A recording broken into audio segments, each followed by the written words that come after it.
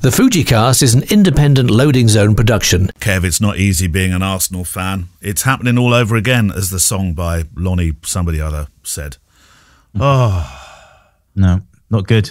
I know there's plenty of people that aren't Arsenal fans, and right now one of our esteemed looker after us, Steve Vaughan, is rubbing his hands with glee, he is, because Aston Villa, hey, they look like they might run away with it, Kev. Well, I think I said that I would eat a hat in front of him if they won the Premier League. Will you hold to that?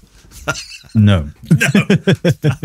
It's a bit like when we were in the what were we in the Euro? I know it was England, not Wales, but we were in the European final, and I said, if we win, I'm running outside naked to the traffic lights. I can't remember what I said. I was shouting. I was a tiny bit. We're not pleased, but relieved when we lost. The Fujicast. Right, welcome to the Fujicast. You and your questions, which you've sent in to click@fujicast.co.uk. But Kev, coming up the outside and overtaking, the new Fujicast post on the Facebook page has done wonders, hasn't it? Hey? Yeah, it has. Yeah, Hey? we've got quite a few questions since we did that. So don't stop them. Keep them coming in, please, because we need more and more and more and more and more and more and more. Yeah, you and your questions today. We'll start with thanking our sponsors, PickTime. If you go to pick-time.com and you put in the word Fujicast, if when you come to checkout, if you want to take part in the action, then you will get 1 month free. I was going to say on us, but it's really on PickTime, isn't it, really? Yeah. Tell us about PickTime, Kev. Well, did you get the little annual end-of-year report from PickTime? Well, I've not looked at it yet. What did yours say? Oh, it was cool. It tells you exactly how many images you've uploaded, how many galleries, how many people viewed them, Right. how much money you made in print sales, how many images were downloaded, all of that. It was really cool, actually. Very, very interesting. What were your highlights, Kev? I suppose the highlights was in terms of how many people looked at the galleries. Ah, yes, yeah. And it was higher than I expected, I have to say, because I feel like, especially when there's bridal prep involved, I feel like a lot of people don't share the gallery. No. But I think I was wrong about that. Oh. So yeah, it was interesting. But yeah, pick-time.com. They've been very good to us, and I know that there's a lot of people who use it now in the Fujicast community. Yeah. So you will get a month free using the code Fujicast, all uppercase, we think. But there you go. The news came out that they're introducing blogs. Launched in Feb last year. Yeah. But they've sort of reintroduced it, and I couldn't quite understand why, because it's not, maybe not many people are using it yet. It's something to jump on, definitely. So the blogging element now has AI built in, so you can actually give them an essence of the wedding, and it will then just AI generate the text for you. Oh, what? Yeah. Have you tried it yet? Does it? I mean, No. Right? I Okay. haven't. I have to say, but that's because I haven't done any blogging. But no, I haven't. But I have seen some people in the PickTime Facebook group have been putting some stuff up there about how it's just not only saving their time from kind of gallery point of view, but also from their blogging point of view. So there we go. Well, blogs do take something to look into. They do take a while to write. I'm guilty of not writing enough because I get bit I get a bit towed under with this thought that I've got to make it a little bit more arty. I want to write like you write, not like you're writing a blog. All those rules that you've told me in the past, Kev. Don't write like you're writing for Google. Is something you what are the rules for it? Maybe we should. I tell you what. Maybe we shouldn't say, because this is a good opportunity to say, come on the 2nd of March into London to our Fujicast gig that we're doing at the Fujifilm House of Photography in London's very trendy Covent Garden area, because you'll be doing a whole pitch and a piece on this, won't you, Kev? Yeah, well, I'll be doing an hour thereabouts on social media, SEO, business, marketing, client acquisition, all of that stuff. Yeah, it'll be good, actually. And there's still a few tickets left, but I think we were going to do early bird until the end of January. So we're going to get in quick if you want to come. Yeah, we're near the end of that now. Yeah, so Neil's going to do a session on sound, yeah, and pictures, and pictures. documentary photography for weddings. and Emily's going to do a session on how she's built her wedding business and family photography business. And Mr. Whisper, of course, is going to talk to us about street photography. And there will be all kinds of other shenanigans going on, no doubt, including a live recording of the show. Well, that's what it's not a no doubt. It's a definite. We have to, Kev. Yeah. That's our recording.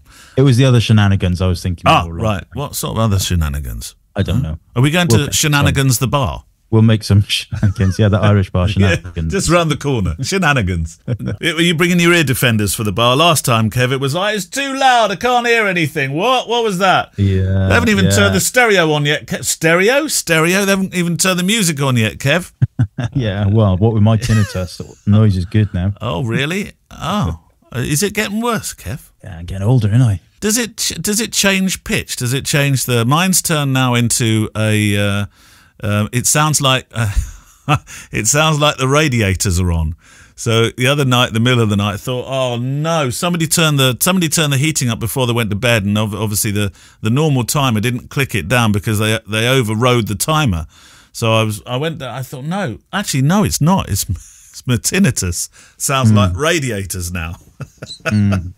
It's no, mine just sounds like you talking. Oh, does it? Oh. I'm not quite sure what to make. Well, I know I get Gemma to put her ear next to my ear, and I say, "Can you hear Neil in there?" It's like the sea, although not quite so pleasant. Less cold, hopefully. Right. Well, here we are. We're in the new year now, Kev. When do we stop saying Happy New Year? Very soon, isn't it? Oh God, I stopped saying that. I don't even bother saying it anymore. I've stopped saying that about 8 years ago. Yeah, I was going to say stop saying that a decade. Yeah, no, I can't bother with that. Oh. When do you? I mean, it's ridiculous, isn't it? Yeah, no, I've pretty much stopped now. That's it, Kev.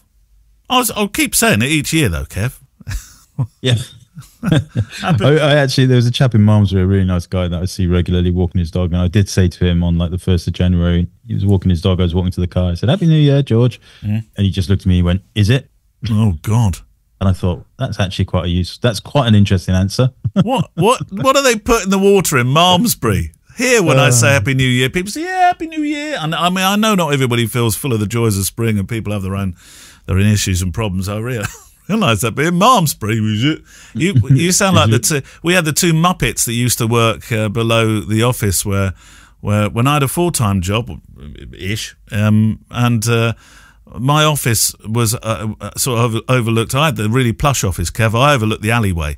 And these two, who was it? It was Dave and... I can't remember the other. We'll call him Ron. Dave and Ron used to be... they used to be in the alleyway. And each day they'd go out for a smoke before work started. And one of them would say to the other one, "Hello, Ron. How you doing?" "All right, Dave. How are you feeling today?" "Oh, not so well, Ron. Another day closer to the grave." And it was like that every single morning. I thought, my God, how do you get out of bed in the morning? Sounds like my kind of people. Yeah, they come from Malmesbury. Yeah, right. Yeah. Come on, let's do questions. I think you can start because you've got like a whole heaping's worth. Yeah, so we did. I did promise, didn't I? 5, 4, 3, 2, 1 last week or last episode. Yeah. That I would do a new Fujicast podcast questions thread on Facebook, and I so did. You did. And we have had some nice questions, actually. So we will start in time-honoured tradition with the most recent one, which came in yesterday, from Rosemary Minto. And actually, it's about the Fujicast event that we're doing in March. And it says, regarding event in March, have you considered including online access for us overseas fans? We've got fans, Neil, who can't get to the House of Photography event. And the answer to that is, have we considered it? No. Will we consider it? No. The reasons for us not considering it, Kev. Cost, time, effort, all of those kind of things. There should never be effort. It should only ever be cost. No, there's a lot of effort involved in that kind of thing, though, isn't there? You know, and I mean, if we were to go down that route, we'd end up having to charge a lot more for the people. You know, and I don't feel like that's a fair thing. So yes, that's the way it is. But you never know. Sometime in the future, maybe things might change for different things we have planned. Who knows? But what is this? Something I know about? No. What?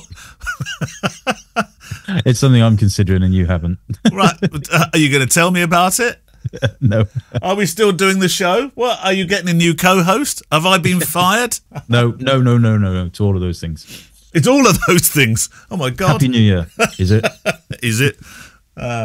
Be nice to go and do these in other countries, wouldn't it? It really would. Well, yeah, that would be nice. Yeah, but we can't really. Because of Brexit. Well, I think you're allowed to go and guest in places, Kev. Yeah, just can't really make money in things. But anyway, that's besides the point. Let's not start the show on a negative. All right, Ron. All right, Dave. You're another day closer to the grave. Yeah, let's go. You'll go. All right. This is from Matt Al Chavot. Hello, Kev. Hello, Neil. Happy New Year, he says to you both. Is it? Is it? I usually shoot weddings and families with an XT2 that works wonders. I've been photographing horse races on the side as well. Oh, you like doing that, Kev? You're a bit of a Cheltenham fan, aren't you? I don't really watch the horse racing itself. I like photographing the people at the horse racing. Are you not into the horse racing then? No. Especially at Cheltenham when they jump over fences, it's terrible. I don't like it when they fall over. No, I don't like As that. a horse owner, I don't like it makes me upset. Okay. I don't really look at the horses. No. I agree with you. I don't like that. That's the Grand National thing. We have this debate every single year in this country. Yeah. Is it cruel? Is Beecher's Brook? Because that's at a strange angle as well, isn't it, that fence? Yeah, I don't like it. I don't like anything where they fall over. You know, I don't think it's cruel on horses because they enjoy racing, they enjoy jumping. But when they make it difficult, and there's fences that they're likely to, some of them are going to fall over, then I don't like that, and they should change it. Anyway, he's been photographing horse races on the side as well, and he says, I'm having problems when using high rate continuous shooting. After about 35 frames JPEG large, the camera starts to slow down and he's missing frames. I use SanDisk Extreme Pro USH 1 SD cards. So the questions are, what's the next move to solve this issue? Investing in it USH 2 cards at €163 a card? Exclamation mark. Or investing in a newer camera, XD4 maybe, with better performances all round. So sort of two-parter there. I suppose, first of all, you'd say the cards, wouldn't you? I mean, I don't know. Not necessarily. So the cards, yes, the cards are faster, so your buffer will empty quicker. But there is a limit, so each camera will have a buffer limit. It's certainly the XT2, XT3s, XT5s and stuff. You're less likely to run into the buffer limit, especially if you're using XH2. Right. A UHS2 card. So yeah, I mean, it is a bit of both. You're right. It's ultimately, there is a buffer limit on the XT2, which is less than the XT4 and 5, and your UHS2 cards will mitigate it to a certain extent, but you will still run into the limit on the XT2, I think, if you're using continuous high burst. So yeah, the answer is a bit of a combination of both, really. It was an interesting thing that we talked about recently. Well, you mentioned actually, Kev, of using these exact same cards in a twin slot. Why was that? Yeah, I think that there's merit in using the same cards, the same size, and the same manufacturer in both slots. Otherwise, each card has got its own computational stuff going on in there, and if it's trying to write to both of them, one of them slower than the other, then I think that could potentially cause issues. We're firing through these. Thank God you've got in the car. I haven't got many emails this month, Kev. I'm a bit devoid. Have you not had all of the we'd like to build you a new website emails? We've been getting loads of spam on the FujiCast. Oh yeah, I've seen loads. Yeah. Have you said no thank you to them kindly? I just mark them as spam in Outlook, and that's it. Yeah. Right. Here's a little tip for you, though. The reason for that is because we have the email address on the website somewhere. We must have. I think it's at the bottom of each post. And that's why I don't have my email address anywhere on my website, but on my Kevin Mullins Photography website, because it can't get harvested for this kind of stuff. Yeah, I have this issue with the Photo Walk podcast, but I have to have the email address because when I want people to send in pictures, photographs, which is all part of a photo walk, I don't have the option, sadly, in Squarespace. It'd be nice to have some sort of file upload thing. An image, yeah. But you can't do that, can you? No. But that would be handy. Would be. Have a word with somebody, Kev. You're much more in the know than I am. I don't think they'd ever do that, because people would abuse it and start using it as a file storage place. Ugh. Thanks, people that might abuse it. Go on then. Facebook. You're welcome. Facebook. Okay, a question from John Wayne, who says, a friend would like me to ask you if you or any of your friends ever use stimulants or relaxants, e.g. strong coffee, energy drinks, alcohol, music in earpods, etc., to enhance your mood and thus take better or more photos. I.e., would you turn up to a wedding blind drunk? Excuse me, everybody, line up. This is mother of the bride. Oh, sorry, Grandma. No is the answer. Definitely not when I'm working professionally. Would you, Kev? No, certainly not alcohol. I can't. I would never. I don't drink energy drinks at all. Stuff in those things is just going to rot your soul. Coffee. I drink coffee a lot. But yeah, I mean, I have a little coffee mug. I'm not sure if it's thermos or not, but anyway, it's one Gemma bought me about 20 years ago. Right. It's still going strong. It's amazing. So that's one of my little traditions, that when I'm going to a wedding, I have coffee in that in the car. It's about a litre. And a litre of coffee. God, no wonder you stop so often along the road. Yeah. So I do have a coffee, yeah, and I don't have milk in my coffee, so it is reasonably strong.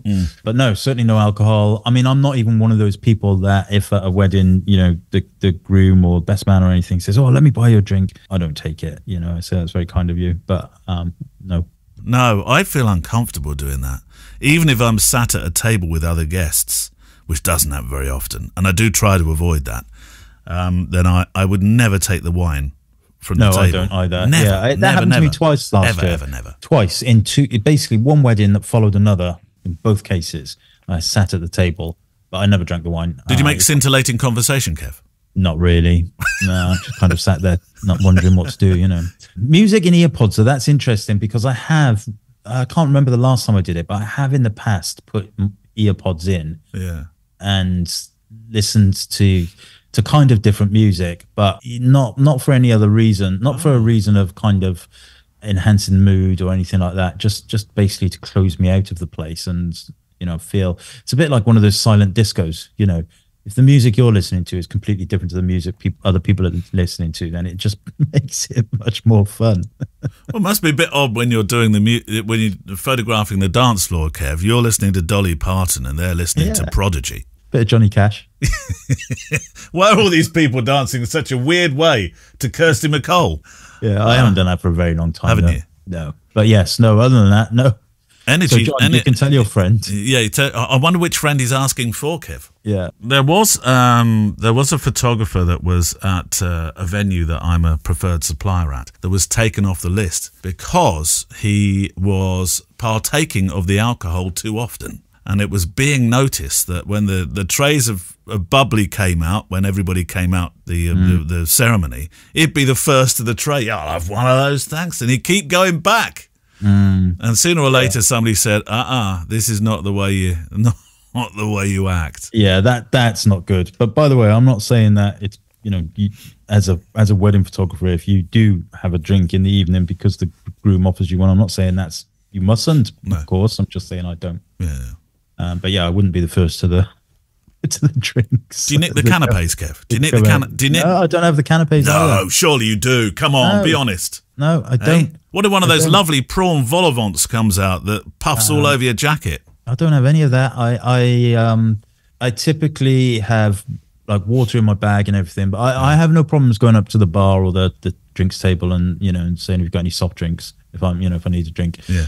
But yeah, no, I don't have the mostly because the canapes often I don't really know what they are. They look like, I don't know, some weird stuff, isn't it, usually?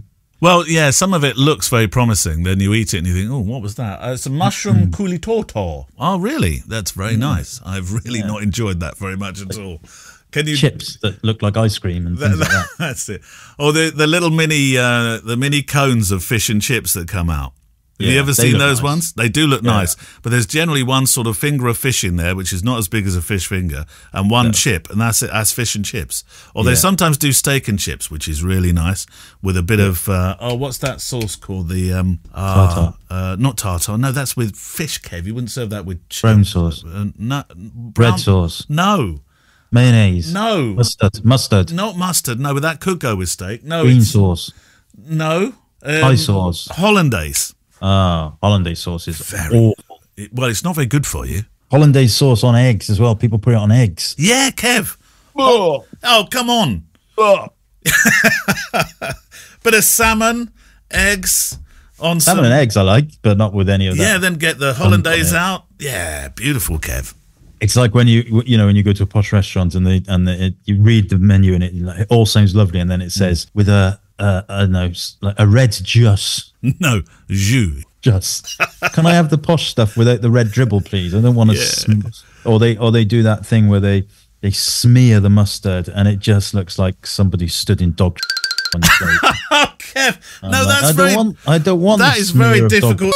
No, that's a very difficult thing to do. You do it with your spoon. You go like that across the plate. Well, don't do it. I don't. No, look, it's presentation, Kev. I remember being at one wedding venue. I remember being at a wedding venue where I knew the chef really well, and he said, "Do you want to?" They were a bit short-staffed one day.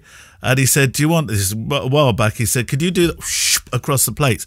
I start the first 5 or 6, not too good. Tell you what, Kev, about 10 into 100, I was like a chef. Zoop, zoop. I know. If you ever want me to do that when I come around to your place, Kev, I'm your man. No. Grim. You don't hang out at the Ivy very much, do you? I have been there, but I'm not a fan of the grimness. Kev, it's a beautiful place to eat. We went there, actually. We went to the Ivy in Brighton, Gemma and I, the day after we got married for the second time.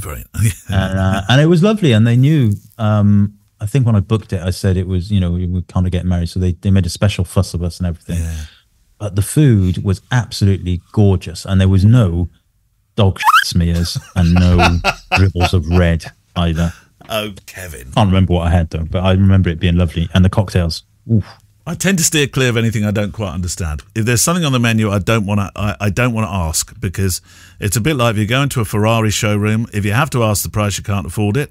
And I think if you have to ask what's on the dish, they're looking at you like you're some sort of Philistine. So I tend to steer clear of that. I'll have the posh fish and chips, please. With for Kev, bring some hollandaise sauce over as well. He loves that. I was a chef for quite a long time when I was younger in the Harvester. I did not know. On the Harvester. Yeah, I was a grill chef. No, that was easy, you see. Yeah. So, I knew exactly how to cook all the meats. We had a big hot plate with the temperature, it was warm and hot in certain places. I knew perfectly how to do a steak, different densities. Nice. And it was just easy, and there was no smearing and dribbling of things on top. Good, honest food. Good, honest food. Right, go on, your question. Take it from Facebook. Right, Philando Jones says, outside of photo books, where are you gents finding inspiration? Do you look at other photographers, YouTube, museums, galleries? YouTube gives me a lot of inspiration.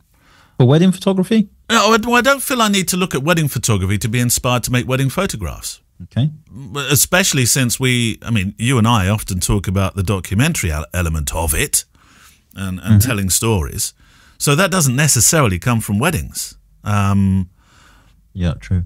So I don't feel I do look at other wedding photographers. Not too much, Kev. One thing I'm going to ask you this question tomorrow, so you can prepare for this, because I'm recording an actual Kev interview. I've never interviewed you, Kev. No, I don't know. I can't remember. Maybe not. I don't think I have. I think we've done we've dallianced with questions. And of course, often I ask you questions because that's what I do on this show. But I don't think I've ever done an actual interview with you. And if I have, I'm sorry. I've put it to one side and forgotten about it. I've slept since then. But one of the things I want to talk to you about is authenticity. And one of the, I've been in the industry now. This is my 20th year shooting weddings this year, Kev. 20 years. 20 years. Yeah, time. One of the things that I struggle is too strong a word, but maybe it troubles me. I don't know. It makes me. I don't know. One of the things I don't enjoy is reading people doing humble bragging and all that. I can't bear it, Kev. And there's so much more of it these days that I tend to avoid wedding photographers' sites where that happens. Just don't go there, Kev. And because that's the antithesis of being inspired. Yep. No, 100% agree. Yeah, there's a lot of that, especially on Instagram. I'm seeing some complete and utter hollandaise. Yes, I'm seeing complete and utter hollandaise sauce on Instagram. Some of it, not only like a tiny minority actually, but some of it I just think, and I say to Gemma, why would they even? Why? Just why? Why would you do this? Yeah. Makes no sense whatsoever, and it's generally the people who are trying to, show off to other photographers rather than get clients. But that aside, yeah, I mean, YouTube, I don't really. I mean, I do delve into YouTube, but mostly it's for kind of guitar and. You like your chess and stuff on it, don't you? I haven't looked at chess on there for a while now, actually. Right, okay. But a lot of judo, a lot of guitar kind of lessons, that kind of stuff on YouTube. If I'm going to be, for kind of serious documentary films, I think Vimeo is a better place. I don't look at Vimeo anymore, really. Yeah, I still look at Vimeo. I still see some really nice stuff on there. It's good, yeah. It is really nice stuff on Vimeo. But yeah, from a kind of inspiration point of view, I think for me, I have to say it probably would still be Instagram, because I kind of scroll through Instagram and not so much the wedding photography stuff, because if you're shooting purely candid, it's not really any inspiration you can get. You can't say, that's a great picture, I'm going to try and do that next time at my wedding next. But what I do see on Instagram is, street photography and kind of personal photography and everything like that. And I think, oh yeah, that's a wonderful like location or angle or use of light, backlighting, whatever. That I kind of put a lot of favorites and save things in my little bank of Instagram favorites. Yeah. In that respect. Museums and galleries. I think the last time I went to a exhibition was the one with you. Where did we go? Who did we go and see? Oh, is that the last time you went to one? It wasn't Tate Modern. It was the other Tate. We went to the Photographers Gallery, didn't we? No, that was your other friend. I don't have many, Kev. I'd remember. We went to see Don McCullum exhibition, didn't we? We did. Yes. Was that with you? Yeah. Was it? Not my other friend. I think your other friend came with us. I can't remember. Did he? Now. Okay. I can't remember. But anyway, it's such a long time ago. That shows you how many times I go to exhibitions. Yeah. I should do more. I will do more this year. No, I should have a little bit more time. The Photographers Gallery section within the Imperial War Museum, I appreciate this won't be for everybody's taste, is extraordinary, Kev. I saw that recently, and I could spend a long time in there. That's for sure. There's a YouTuber that I was recently introduced to called Aidan Robbins. Have you heard of Aidan Robbins? No. He makes these. He's just an incredible. He's a young, incredible documentary maker. And the films he makes are really, really interesting. Why the world's tallest tree is kept hidden. Life as the last fire lookout. Why Europe's tallest mountains are getting more... What's this? Sorry. You can hear it. Why they're getting more dangerous. You can hear that within the first few seconds. He's a really, really good filmmaker. And very cinematic. Beautiful work. The effort that goes into these video documentaries must be extreme. And I wonder where he makes his money though, because there's a lot of effort and cost involved in that. I haven't looked, so I don't know. I'm sure I'm just. Well, I'm asking the same question to myself actually, Kev, because I know you're about to say he travels to these amazing places, but actually he doesn't always have to travel to them. He uses some incredible B-roll as well. No, but he must be getting working commissions from somewhere else, because even if he's got 500,000 subscribers on YouTube, it's not going to be enough income from that to cover that. But, and obviously YouTube is free content, whereas on Vimeo, he could charge. So I don't know. But yeah, I mean, good for him. Maybe he's just a super rich person and he's just enjoying life, and for which I absolutely respect and admire him. Yeah, well, it's worth. Maybe we could put a link to his channel, because I've been watching definitely. it. I've been like, whoa, this is incredible, really amazing work. Right, since you have a lot more Facebook stuff than I have email questions, do you mind doing another one? Yeah, okay, Benjamin Beattie. Now, strap yourself in. This is a bit of a long one. Okay. Dearest Neil and Kevin. Dearest? A very happy new year to you and yours. Is it? I do hope you've had a lovely festive season and have about recovered from your well-deserved indulgences. Yes. A QQ for the show. And he says he'd also welcome suggestions from the community. So there you go, folks. I'm currently in search of a do-it-all travel walk-around lens with a wide to standard telefield of view. and have been looking at the 18 to 50 f2.8 and the 10 to 18 2.8 by Sigma. Yeah. Fuji's 18 to 55 f2.8 to f4, the 16 to 55 f2.8, the 16 to 80 f4, and the Tamron 17 to 70 f2.8. I have the XT3 23mm 1.4 linear motor, the 50mm f2, and the 50 to 100. I'm lost with all these numbers, Kev. I need something. I need something with a wide angle to pair with the 50 to 140 as a 2-kit lens for traveling. In brackets, for landscape, architecture, portraiture, contextual, and documentary photography. I had to have a look at it because it was. I haven't finished. Oh, what? There's more? The faster is QQ. Remember, the faster apertures are enticing, but the OIS may be more important with my XT3. I'd love to know if you'd had any experience with third-party lenses and if there are any considerations to be aware of. Many thanks for all of your wonderfully informative and entertaining podcasts over 2023, and may 2024 be a magnificent year for you and all of the FujiCast community. Much love and gratitude to the both of you. Ben Beattie, North Yorkshire Moors. And that's the end of this week's show. Thanks very much for listening. It was such a lovely message. It was. So, Ben, that was lovely. I was just trying to... He sent me a lovely... or did he? No, that was a different Ben. Sorry.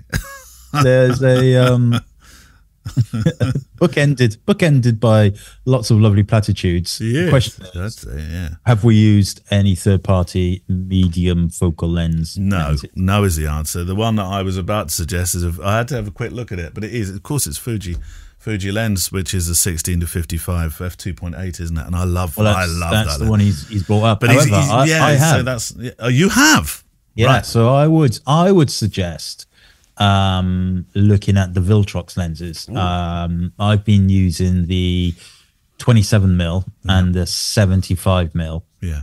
And they're both excellent. I mean, absolutely excellent. They're not. I wouldn't say they are. As quick potentially as the Fujifilm equivalents, although there isn't really an equivalent in that range. But the quality is amazing, and they're a lot cheaper. Yeah. So that's where I'd be pointing my little pointy eyebrowed eyes at. Yeah. Have a look at those. But yeah, I mean, Viltrox, as far as I'm aware, don't do zoom lenses, and all of the ones that you mentioned are zoom lenses. Yeah. I would probably, out of the ones mentioned, I would go for a fixed aperture. Yes. So probably out of the ones you mentioned, I would probably be looking at the 1655 2.8. But with that in mind, looking at the Viltrox as well, perhaps. This one's in my file, but I don't know why it's in mine, because I think it's a Facebook one. Was from Pete Griffiths. Are we likely to see a success? Unless he's done it twice. No. It was the first question in the new group. So I shouldn't be reading this then. Yeah, well, I don't know why. Have you got it in your... It's I don't know how it's managed to make it into your inbox. Yeah. But it's there. Well. Pete used to work for Fujifilm. Very nice man. Well, he should know then, shouldn't he? And also, Pete is a very, very good maker of things. Is he? Like, he makes penknives and pens and engravings and things. Well, let's make this the last question for today then, because we've got two shortish shows across the next couple, because I'm in Africa, Kev. Have I told you that enough times? Yeah, well, but yes, I'm more good for you. If we, that's weird, but how are you doing that if you're doing this? I know. If we were to see a successor to the X100V in 2024, what would be the top of your list of improvements and features? I'm interested, first of all, about the things he makes. What does he make then?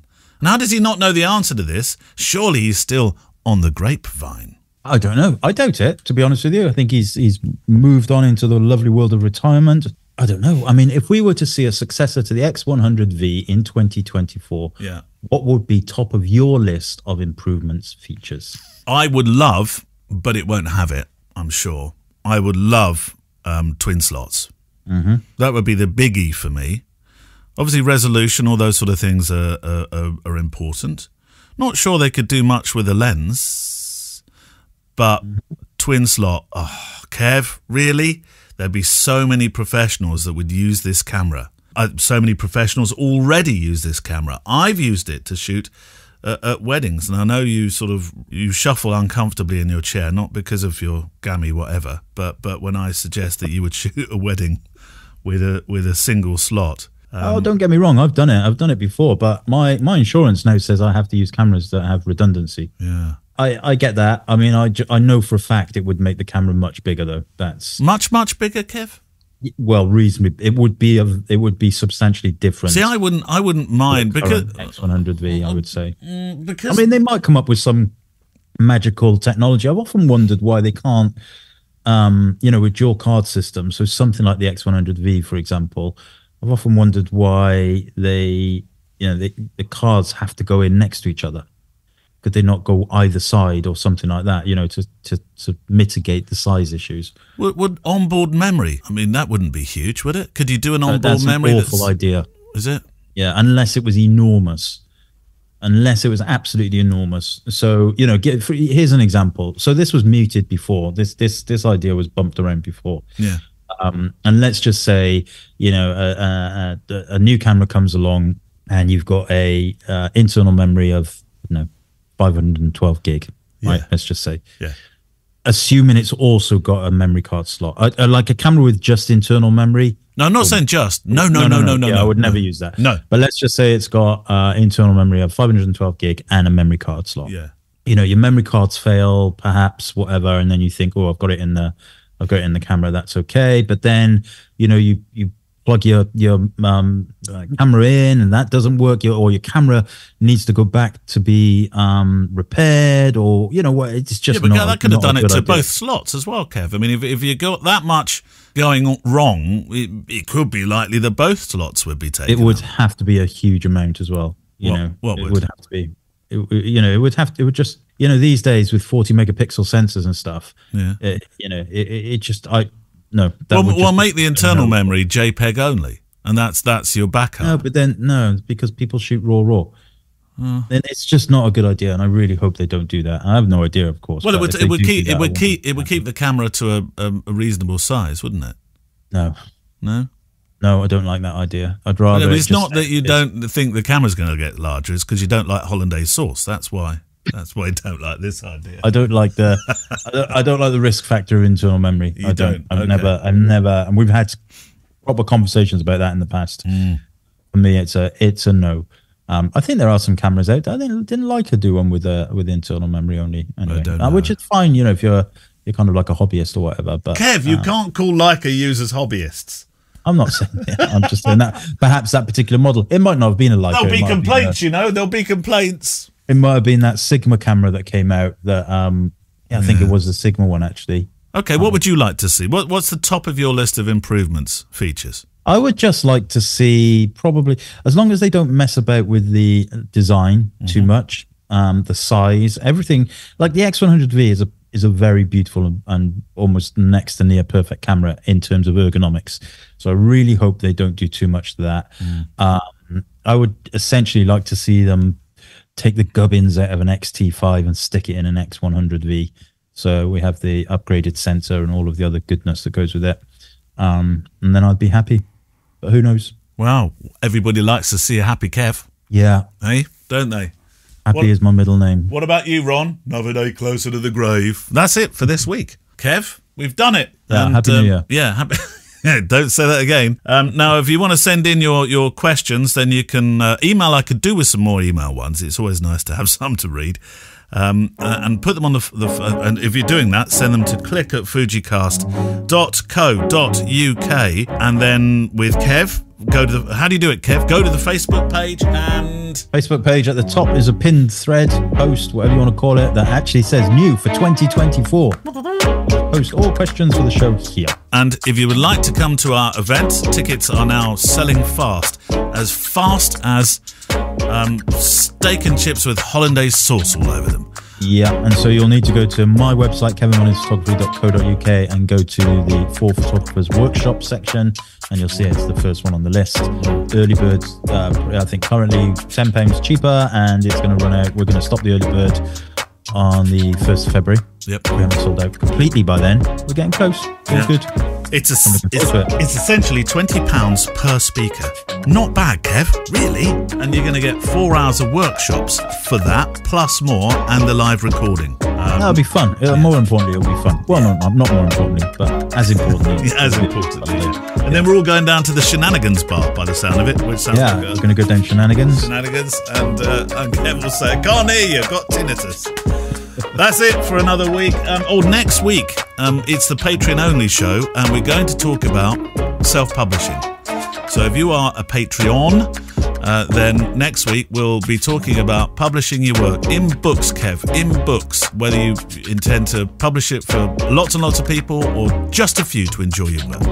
See you in a couple of weeks, Kev. Bye! The Fujicast is an independent Loading Zone production. Email the show with your questions and words of wisdom to click@fujicast.co.uk. Email any complaints and political nonsense to our wives, who will deal with your comments in their own good time and in their own good way.